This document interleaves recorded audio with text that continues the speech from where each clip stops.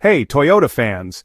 Have you ever hopped into your ride, started it up, and caught a strong whiff of gasoline? You might be wondering, is my Toyota one of those affected by the fuel odor issue everyone's talking about online? Here's the scoop.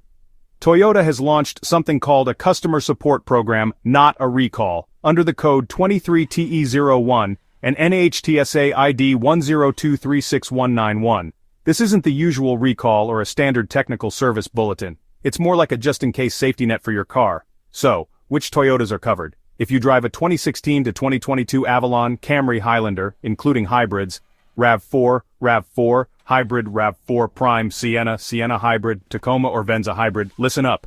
The issue is a fuel odor, usually coming from the high-pressure fuel pump area, most noticeable when starting up with fresh air mode on your AC. If you smell fuel, don't ignore it.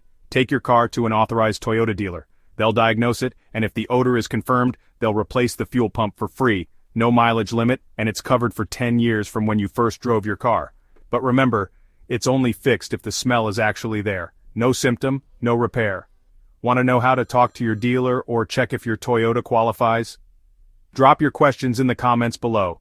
Don't forget to like, subscribe, and let me know if you've noticed any fuel odors in your ride. Stay safe out there and keep your Toyota running smooth. Now, if your Toyota isn't covered by the customer support program, and you need to replace the fuel pump, be prepared for some out-of-pocket costs.